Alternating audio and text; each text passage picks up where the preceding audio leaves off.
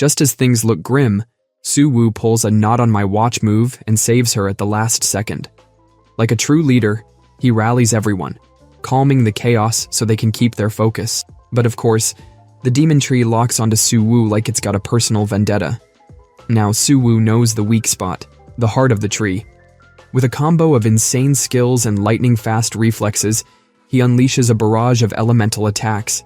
He freezes the tree solid, then delivers a fiery final blow that not only obliterates the boss, but wipes out its minions in one epic blaze. With the battle won, the squad celebrates, and Su-woo's name blows up on social media.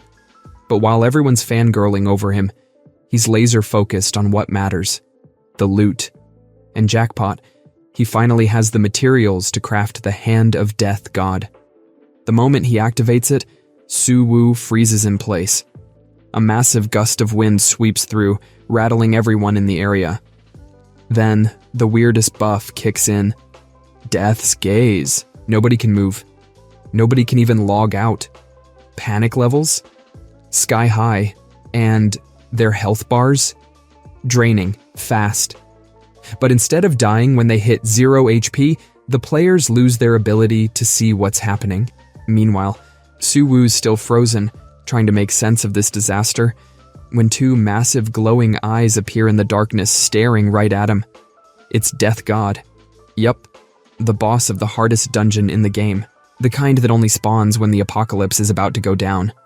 And Su-woo? He realizes he's royally screwed. Turns out, activating that bone was the ultimate "you messed up" moment. No escaping this one. Death God materializes right in front of him, and Su-woo's practically bracing for the end. But then, Death God speaks. He offers Su-woo a deal. Join his temple, become the ultimate death sorcerer, and gain godlike powers to rule the world. The catch? He'll be branded a traitor to humanity with 0 reputation left.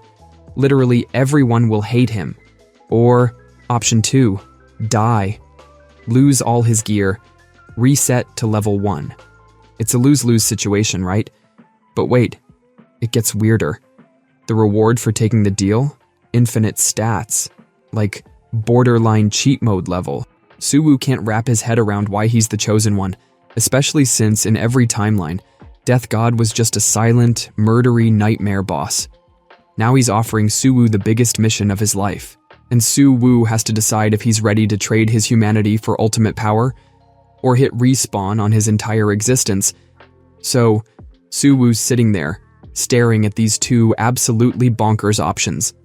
But after pacing around like a maniac and overthinking every detail, he finally decides, screw the mission. No way he's following some psycho Death God's orders. And Death God? Oh, he's pissed. Calls Su-woo a disappointment or whatever. But Su-woo? He's not about to kneel to some wannabe Grim Reaper. Kill him? Sure. Humiliate him? Nah. He'd rather hit reset on life than go dark side. Then, out of nowhere, the sky lights up like a freaking fireworks show. Enter Michael, Supreme Commander of the Celestial Army, rolling in like a boss, the one flashy move. He yeets Death God's projection straight back to hell. But before disappearing, Death God drops this cryptic line like, "You'll join us eventually." Su-woo's brain is short-circuiting at this point. Celestial Army? Here? Michael? Here? It's like a scene straight out of his wildest dreams. Michael, meanwhile, is all like, "Yo, good call not selling your soul, man. We see you." And then, just to up the stakes, he lays down a challenge. Kill 10,000 monsters and take out the Divine Star Eater. Easy, right? Oh, and because Michael's got flair, he tosses Su-woo this insane relic. A necklace that's basically a power-up cheat code. Su-woo's hyped, but then he remembers he's also got the Death God's Bone Hand thing, which is super OP, but comes with strings attached. Like leveling it up is next to impossible. Still, he's feeling like a total legend now. Then, as if that wasn't enough, Su-woo cracks open this sacred tree treasure chest. Yeah, he's got one of those now too. And bam, special quest alert. But just when he's thinking life can't get crazier, it hits him. The apocalypse is coming. And with it, a giant freaking meteor and Apophis, some cosmic level nightmare. For now though, Suwoo's making bank on loot and leveling up like a madman. He heads back to town, where everyone's basically worshipping him for scoring those sweet rewards. Meanwhile, the game admins, they're losing their minds. Like there's no way they predicted Suwoo pulling all this off, but Suwoo doesn't stop. He's grinding hard, using all the pro knowledge from his past life to prep for Apophis's arrival. Then, out of nowhere, a meteor slams into the ground. But plot twist, it's just a simulation. The real deal would have roasted the planet to ash. Cue another system alert. The first dungeon has officially opened. And Suwoo, he knows what's up. In his past life, the boss from this dungeon wrecked everything, leaving a bloody trail while hunting down some rare resource. But Suwoo, he's wiped. Like, dude's done for the day. So he logs off, flops into bed in the real world, and figures he'll deal with all this chaos tomorrow. The next morning, Suwoo grabs his phone to check out the forum chatter from the other players. Turns out no one, and I mean no one, has managed to beat the new dungeon. Suwoo's like, guess I gotta do everything myself, and logs into the game. His next big move? Starting a guild? Gotta prep for the apocalypse, right? As soon as he creates it, the whole server gets blasted with a notification. Suddenly, requests to join come flooding in. But nah, Suwoo's not about to let just anyone in. He's got standards. He recruits one dude at first, even though he's pretty sure the guy's totally useless. Turns out, though, this guy's absolutely loaded. He's been dropping stacks of cash into the game's bank. So yeah, Suwoo keeps him around. Money talks. He also invites Wanner to join him for a run at the dungeon where everyone else has been failing. She's skeptical, like super skeptical. Are you sure we won't get our asses handed to us? But Suwoo, he's on a whole other level of confidence and straight up roasts the rest of the players for being trash. A couple hours later, they team up with Daihao to head to the dungeon. The moment Daihao sees Wanner, he's practically drooling. Dude's all, how'd you land someone this hot in your squad? Suwoo's like, chill bro, eyes up here. Meanwhile, Wanner calls her friends, and they all roll up to join the crew. Daihao, hyped out of his mind, starts throwing his cash around like it's Monopoly money, making global announcements across the server about how Suwoo's team is going to take down the dungeon boss that nobody else has even touched. Finally, they make it to the dungeon entrance. Suwoo's strutting in like he owns the place, even though the whole vibe screams, you're about to die. Everyone else? Nervous wrecks, but Suwoo knows the place like the back of his hand. He's breezing through the maze, dodging traps and laughing at how easy it all is. The monsters? Kind of a pain, but Suwoo's been grinding skills, so he's wiping them out like a pro. Of course, he claims all the loot for himself, planning to split it later, maybe. The girls aren't thrilled, but what are they gonna do? He's the boss here. Then they hit a crossroads. One path looks mildly less suicidal than the other. Suwoo? He doesn't even hesitate. Jumps straight into the more dangerous route. Turns out he finds some super important item that's apparently gonna help them later. The group keeps moving, taking the safer path with the cooler temps. Everything's fine, until the ground starts shaking. Boom! Out pops one of the creepiest monsters ever, a human face centipede. This thing's ready to wreck them and the squad's on edge. Suwoo? He tells everyone to chill out and keep pushing forward while he's out there throwing hands. Meanwhile, the rest of the squad is getting wrecked, health bars dropping like flies. Suwoo's out here trying to pull all the aggro, thinking, if this thing gets cocky, we can aim for the stomach. Bet that's its weak spot. Suddenly, the monster starts charging up some you're about to die energy. One hit, and Suwoo's done for. Doesn't matter how jacked his level is.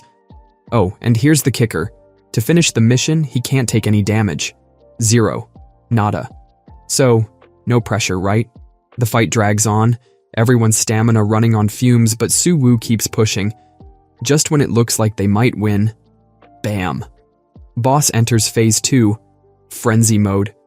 Energy spikes through the roof. The squad? Freaking out, because every other group that's tried this has wiped at this exact moment. Cue the centipede boss launching a chaotic barrage of attacks. But Suwoo's ready. He pulls out some lava trinket he snagged earlier, and a golden chicken bursts out, blocking everything. Everyone's jaws. On the floor, Frenzy Mode shuts down, and with one final blow, Suwoo takes the dub.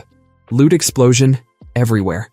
The boss dropped some insane mage gear, and Wanner, who's a mage, obviously wants it. She's like, I'll drop 50,000 gold for it. Before she can even finish, Daihao goes, 100k, no hesitation. The group is shook. Daihao, seeing everyone's faces, drops the bomb. Met this cute mage yesterday. I'm trying to win her over with this. Bro really out here simping in a dungeon. Su Wu, he's got no time for this drama. Alright, auction time, he says. The bids skyrocket, and Daihao takes it for 500,000. Wanner? Fuming. The other girls? Pissed. And Daihao? Grinning like a dude who just unlocked a legendary drop IRL. On their way to the final boss, the tension's thick. Nobody's vibing with Daihao anymore. Then they hit a forest. Uncharted territory. Suwoo steps up. Alright, heads up. This next boss has some special mechanic. Everyone pick a pillar, stand still, and don't even think about attacking until I give the signal. He sneaks ahead to a temple that just screams bad vibes. The closer he gets, the worse the energy feels. So bad even Daihao is cracking under pressure. Inside the temple, straight nightmare fuel. Suwoo pushes deeper, knowing he can't afford to mess up. The mission demands perfection. No damage allowed. Then out of nowhere, a cursed human lunges at him. Thanks to his insane reflexes, Suwoo dodges. But it's like the floodgates open, and cursed monsters start pouring in. They're not supposed to spawn like this. One door, one monster. But now, it's a full-on ambush. Thinking fast, he uses his freeze ability to buy time. But there are so many. He's surrounded. Out of options, he summons an energy clone to back him up. Sure, the clone only has half his strength, but it's just enough to tip the scales. Suwoo's in deep trouble. He's surrounded by a bunch of cursed freaks, and it's starting to look like one wrong move is gonna ruin the whole mission. But Suwoo, he's not about to let that happen. Dude whips out his clone ability like, "Not today, monsters," and uses it as bait while he clears out the last of them. Smart move, right? But things are about to get way worse. The monsters? Oh, they're not done yet. And they start fusing together like some nightmare science experiment, and Suwoo's just standing there like, great, this is exactly what I needed. And boom, giant explosion. Out pops this horrifying mega boss, oozing poison blood and straight up radiating bad vibes. Everyone in the squad's losing their minds because, yeah, it's terrifying.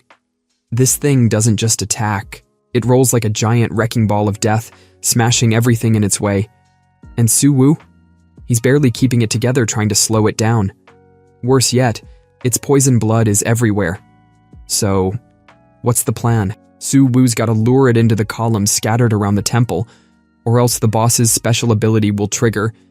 So, Suwoo shouts to his squad, "Hold your ground, don't move a muscle," while he starts charging up his energy. But the boss? Oh, it's not playing around. It locks in on Suwoo and rolls at him full speed, ready to crush him into a pancake.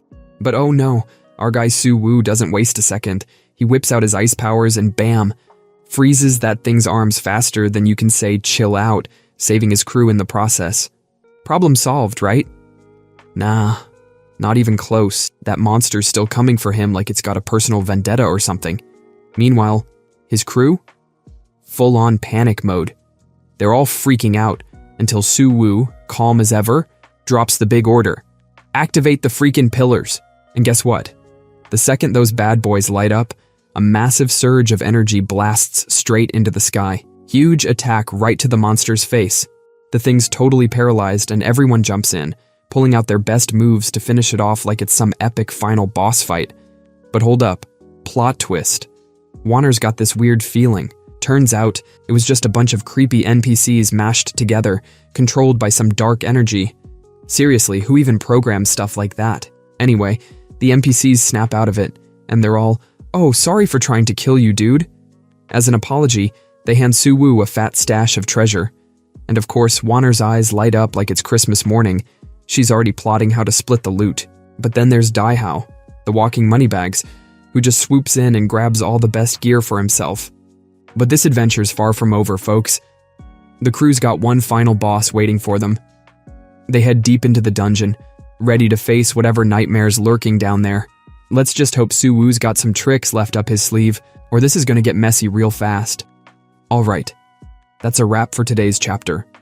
Check the channel or right here in the middle of the screen to see if I've uploaded the next part. Catch you in the next Manhwa recap. Bye bye.